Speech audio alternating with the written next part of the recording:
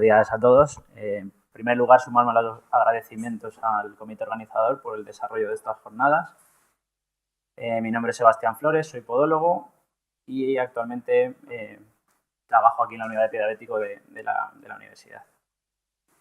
En este caso voy a presentar un trabajo que forma parte de mi tesis doctoral, que lleva como título Ensayo clínico aleatorizado para dilucidar el efecto del debridamiento con ultrasonidos de baja frecuencia en pacientes con úlceras de pie diabético. En primer lugar, y a modo de introducción, definir que la úlcera de pie diabético es aquella úlcera que aparece en el pie de un paciente con diagnóstico de diabetes mellitus, que además se acompaña de neuropatía y enfermedad arterial periférica. En cuanto a datos de prevalencia, comentar que entre el 19 y el 34% de los pacientes van a desarrollar una úlcera de pie diabético a lo largo de su vida, y esta va a dar lugar a una serie de complicaciones, entre las que destacan la infección, que aparece en el 60% de las úlceras, y la amputación, que en el 85% de los casos va a estar precedida de una úlcera en el pie. Además, estas úlceras van a generar un deterioro en la calidad de vida del paciente, un incremento en el riesgo de morbilidad y mortalidad y un aumento en el gasto sociosanitario. Bueno, en cuanto al tratamiento de las úlceras de pie diabético, comentar que este requiere un abordaje múltiple que abarca el control de la infección, el uso de sistemas de descarga, el manejo de la enfermedad arterial periférica, el cuidado local de la úlcera, el control metabólico de la diabetes y el manejo de las comorbilidades del paciente. En este caso nos vamos a centrar concretamente en el manejo local de las úlceras de pie diabético, basándonos en el concepto MOIST, que es un poco la actualización del llamado algoritmo TIME. Este permite evaluar de manera holística la herida crónica y este concepto se fundamenta en el control de la humedad, en el mantenimiento del equilibrio del oxígeno, en el control de la infección, en el soporte mediante terapias avanzadas y en el manejo del tejido no viable. Este manejo del tejido no viable se va a llevar a cabo gracias al debridamiento. El debridamiento tiene como objetivo eliminar el tejido desvitalizado tanto del lecho de la úlcera como de los bordes, con el fin de obtener un tejido viable que favorezca la cicatrización.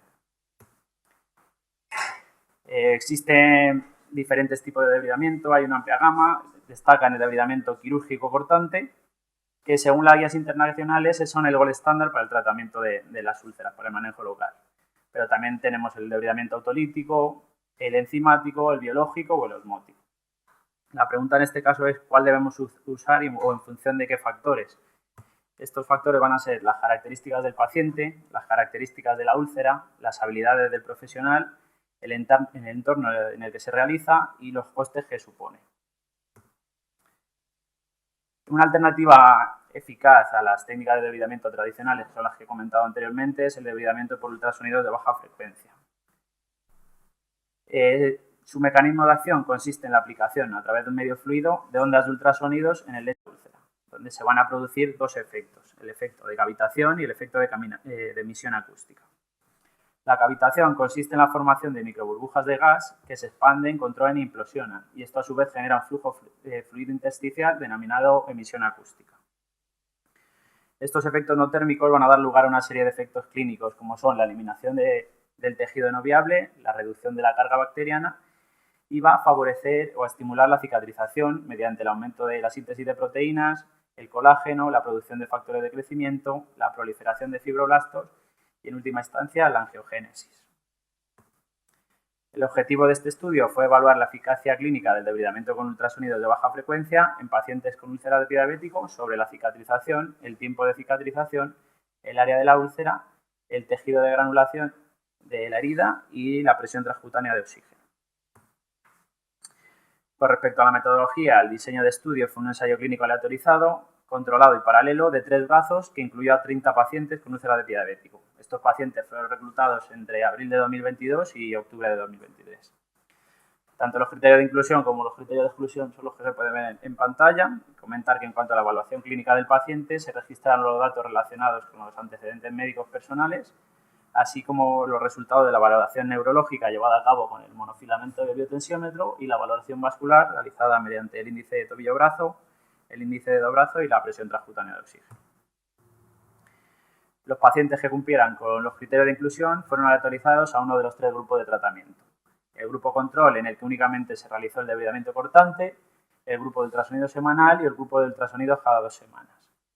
Los pacientes fueron seguidos durante 11 meses y se realizó una visita por semana en la que se aplicaba el debridamiento, la cura local de la úlcera y la medición de su área. La variable de resultado del estudio fueron la cicatrización, el tiempo de cicatrización, el porcentaje de reducción del área de la úlcera, el tejido de granulación, que se midió mediante la escala Bolina, que es un sistema de puntuación de heridas, y la presión transcutánea de oxígeno. Respecto al cálculo del tamaño muestral, este se llevó a cabo utilizando la calculadora Gramo y la aleatorización se realizó mediante el programa EPIDAD. El análisis estadístico se realizó con el software SPSS y estableciendo una significación estadística menor a 0,05 y un nivel de confianza del 95%. En primer lugar, se llevó a cabo la prueba de Shapiro-White para conocer si la distribución era normal o no de las variables. Posteriormente se hizo un análisis descriptivo y de las frecuencias y a continuación se aplicaron los test estadísticos con el fin de buscar una significación estadística entre las variables de estudio. Finalmente lo que se hizo fue un análisis de supervivencia para evaluar el tiempo necesario hasta la cicatrización en función de los distintos grupos. Estas diferencias se evaluaron mediante el test de Loran y se representaron mediante las curvas de Kaplan-Meier. En esta primera tabla se muestran los resultados, las características basales de los pacientes y de las úlceras al inicio del estudio. El 90% de los pacientes eran hombres y tenían una edad media de 70 años. El área de las úlceras fue aproximadamente de 3 centímetros cuadrados y la puntuación en la escala Bolina estuvo alrededor de 3. Destacar que no hubo diferencias significativas entre estas variables. En esta tabla lo que se hace es comparar la variable de resultado entre los tres grupos de tratamiento, observándose que las tasas de cicatrización fueron superiores en el grupo de ultrasonido semanal, donde se alcanzó el 70%. El porcentaje de reducción del área de la úlcera también fue significativamente mayor en el grupo de ultrasonido semanal, con una media de 87,5%, y al igual que la puntuación de la escala Bolina, que tuvo una mediana cercana a los 7 puntos, tanto en el grupo de ultrasonido semanal como el de cada 2 semanas. En la figura 1 lo que se muestra son las curvas de Kaplan-Meier, que representan el tiempo hasta la cicatrización, observándose que fue significativamente menor en el grupo de ultrasonido semanal, con una mediana de 11 semanas y con un p-valor del test de Loran de 0,036. En esta tabla lo que se hace es comparar los grupos de tratamiento 2 a 2. En un primer momento se comparó los ultrasonidos semanales frente al grupo control y se observaron mejores resultados en el grupo de ultrasonidos en cuanto a la tasa de cicatrización y tiempo de cicatrización. Pero además, tanto el porcentaje de reducción del área de la úlcera como la puntuación de la escala Bolina fue significativamente mayor en el grupo de ultrasonidos. Por otro lado, al comparar el grupo de ultrasonidos cada 2 semanas frente al grupo control, también se observaron mejores resultados a favor de los ultrasonidos, pero únicamente se observaron diferencias estadísticas en cuanto a la puntuación de la escala Bolina. Finalmente, al comparar los dos grupos de ultrasonido entre sí, se observa que tanto la tasa de cicatrización como el tiempo de cicatrización y el porcentaje de reducción fueron significativamente mayores en el grupo de ultrasonido semanal. Sin embargo, tanto la puntuación de la escala Bolina como la TCPO2 fueron similares entre ambos grupos. En esta última tabla lo que se comparan son las variables de resultado dentro de cada grupo de estudio. En primer lugar, dentro del grupo control se observa que la reducción del área de la úlcera y la puntuación de la escala Bolina mejora ligeramente al comparar la semana de inicio y la semana final de estudio. Y en segundo lugar, que tanto dentro del grupo de ultrasonido semanal como dentro del grupo de ultrasonido cada 2 semanas, la reducción es significativamente estadística en cuanto al área de la úlcera y la puntuación de la escala Bolina, así como también la TCPO2 o presión transcutánea de oxígeno. A modo de discusión, comentar que las tasas de cicatrización de las úlceras fueron del 70% en el grupo de ultrasonido semanal, del 54,4% en el grupo de ultrasonido cada 2 semanas y del 33,3% en el grupo control, pero no se observaron diferencias estadísticas entre ellos. Estos hallazgos son similares a los obtenidos en el ensayo clínico publicado por Amin y colaboradores, en el que las tasas de cicatrización fueron del 60% en el grupo de ultrasonidos frente al 55% del grupo control. En cuanto al tiempo de cicatrización, el grupo de ultrasonido semanal tuvo una mediana de 11 semanas, seguido de las 18 semanas del grupo de ultrasonidos cada 2 semanas y de las 24 del grupo control, observando diferencias significativas entre estos grupos. Estos resultados son similares a los encontrados por Liu y colaboradoras en el metaanálisis publicado. Y en cuanto al porcentaje de reducción del área de la úlcera, también fue significativamente mayor en el grupo de ultrasonido semanal, alcanzando el 87,5%. en comparación con el de ultrasonidos cada 2 semanas, que fue del 68,6%, y el grupo control, que fue de 38,9%. Estos datos son similares a los que encontramos en el metaanálisis publicado por nuestro grupo, en el que los porcentajes de reducción fue significativamente mayor en el grupo de ultrasonidos.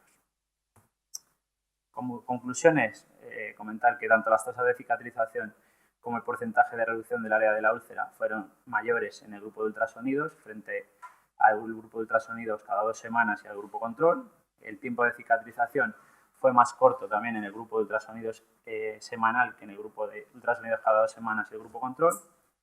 La puntuación de la escala bolina fue significativamente mayor al comparar el grupo de ultrasonidos semanal frente al control, pero fueron similares al comparar los dos grupos de ultrasonidos entre sí. La presión transcutánea de oxígeno aumentó significativamente dentro de los grupos de ultrasonido, sin embargo, dentro del grupo control no hubo variaciones.